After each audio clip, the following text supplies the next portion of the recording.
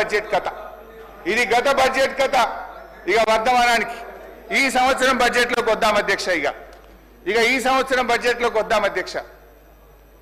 ఈ బడ్జెట్లో బట్టి గారు పేరా నంబర్ 62, బట్టి గారు పేరా నంబర్ 62లో ఒక మాట చెప్పారు అధ్యక్ష.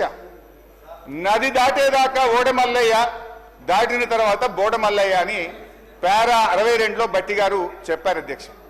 ఇది కాంగ్రెస్ పార్టీకి బాగా సూట్ అవుతుంది. నిజమే చెప్పారు అధ్యక్ష, నిజమే చెప్పారు అధ్యక్ష. ఓడ దాటేదాకా ఓడమల్లప్ప, ఓడ దాటినాక బోడమల్లప్ప. ఎందుకంటే అధ్యక్ష, ఎన్నికల ముందు వాగ్దానాల జాతర చేశారు, ఎన్నికలు కాగానే వాటిని పాతర వేశారు.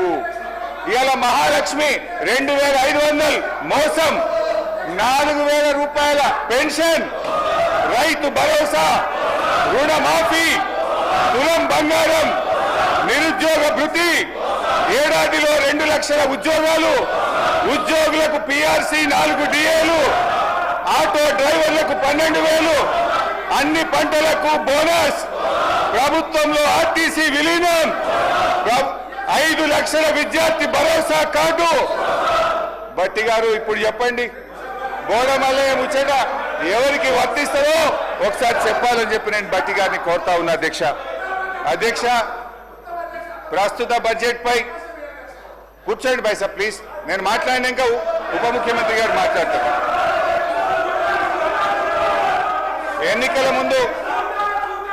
ఎన్నికల ముందు ఒక ప్రముఖ టీవీ ఛానల్ ఇంటర్వ్యూలో బట్టి గారు ఒక జర్నలిస్ట్, రాష్ట్ర ఆదాయానికి మీరు చేస్తున్న వాగ్దానాలకు మధ్య తీవ్ర అంతరం ఉంది, ఎలా అమలు చేస్తారని అడిగారు అధ్యక్ష. బట్టి గారు జవాబిస్తూ, మా కాంగ్రెస్ పార్టీకి 100 సంవత్సరాల అనుభవం ఉంది, ఆదాయం ఎలా పెంచుకోవాలో మాకు బాగా తెలుసు, మా వ్యూహాలు మాకున్నాయి, ఆదాయాన్ని పెంచుతాం, హామీలన్నీ నెరవేరుస్తామని చాలా కాన్ఫిడెంట్ గా ఆ రోజు ఎన్నికల ముందు బట్టి గారు చెప్పారు. ప్రజల్ని నమ్మించే ప్రయత్నం చేశారు అధ్యక్ష. అయితే ఈ 15 నెలల ఆచరణలో ఏం జరిగిందో, ఏం ఒరిగిందో మనతో పాటు రాష్ట్ర ప్రజలందరికీ తెలుసు. వాస్తవిక బడ్జెట్ అంటూ డాంబికంగా ప్రవేశపెట్టిన గత బడ్జెట్ ఏమైందో చూశాం. ఇప్పుడు మళ్ళీ 3,04,965 కోట్ల రూపాయల బడ్జెట్ అని మరో గాలిమేడ కట్టారు అధ్యక్ష. ఇది మోస్ట్ డిజాస్ట్రస్ రూలింగ్, ఇది most disappointment budget. Congress disastrous పరిపాలన వల్ల రాష్ట్ర ఆదాయం మీద నెగటివ్ ఎఫెక్ట్ చూపిస్తుంది. రాష్ట్ర ఆదాయం అంతకంతకు క్షీణిస్తా ఉంది. మరి అనుభవం గల్ల బట్టి గారు ఇప్పుడు ఏం చేయాలి చెప్పాలి ఈరోజు. ఎందుకంటే అయితే తమ యొక్క పరిపాలన వైఫల్యాలను సరి చేసుకోవాలి, లేదంటే రేవంత్ రెడ్డి గారి ఫార్ములా ప్రకారం ప్రభుత్వ భూములు అమ్మాలి. ఏనుముల వారి పాలనలో మరి ఎన్ని భూములు కథం పట్టిస్తారో తెలియదు అధ్యక్ష. ఎందుకంటే అధ్యక్ష, గచ్చిబౌలిలో 400 ఎకరాలను వేలం చేయడం ద్వారా 30,000 కోట్లు రాబట్టాలని నిర్ణయించారు. ఇప్పటికే టీజీఏసీ భూములు తాకట్టు పెట్టి 10,000 కోట్ల రూపాయలు అప్పు తెచ్చారు. ఇప్పుడేమో హెచ్ఎండిఏ ఆస్తులు తాకట్టు పెట్టి మరో 20,000 కోట్ల అప్పు తెస్తామని మొన్ననే అసెంబ్లీలో సమాధానం చెప్పారు. హెచ్ఎండబ్ల్యూఎస్ఎస్, జిహెచ్ఎంసీ ఆస్తులు తాకట్టు పెట్టి మరో 20,000 కోట్లు అప్పు తెచ్చే ప్రయత్నం చేస్తున్నారు. హౌసింగ్ బోర్డు భూములు అమ్మకం ఇప్పటికే షురువైపోయింది. నాడేమో ప్రభుత్వ భూములు పెద్దలు ఇచ్చిన ఆస్తని, జాతి సంపదని, చచ్చిపోతే బొందబెట్టడానికి జాగుండదని రేవంత్ రెడ్డి గారు చాలా గొప్పగా సుభాషితాలు చెప్పారు. ఇవాళనేమో అధికారంలో రాగానే బరాబర్ భూములు అమ్ముతామంటున్నారు, అమ్మకానికి నోటిఫికేషన్లు ఇవ్వడం షురువైపోయింది. అధ్యక్ష, అమ్మొద్దని ఆక్షేపించిన నోటితోనే ఇవాళ భూములను అర్రాస్ పాట పాడుతా ఉన్నారు అధ్యక్ష.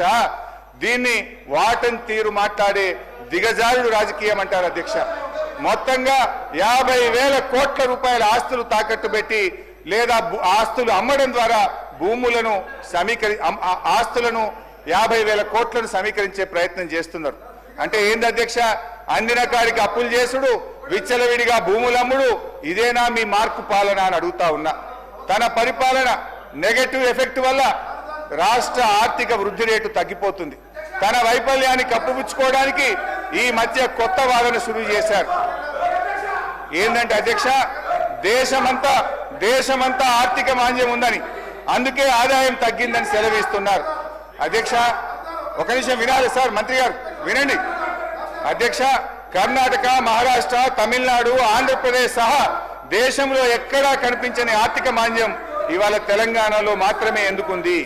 అంతా నాకే తెలుసు, అందుకే అంతా నాకే తెలుసని ఈ ప్రభుత్వం, ఈ ముఖ్యమంత్రి గారు అహంకారంతో, అజ్ఞానంతో, అనాలోచిత నిర్ణయాల వల్ల రాష్ట్ర ఆదాయం కుంటుపడ్డది.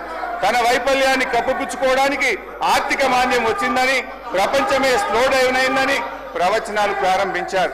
ఏ రాష్ట్రానికి లేని ఆర్థిక మాంద్యం తెలంగాణకే వచ్చిందా? మీ నెగటివ్ పాలసీల వల్ల, మీ రివెంజ్ పాలిటిక్స్ వల్ల ఈ రోజు రాష్ట్ర ఆదాయం తగ్గుతా ఉన్నది. రేవంత్ గారు స్పీకర్ సార్ మీ ధన్యవాదాలు సార్.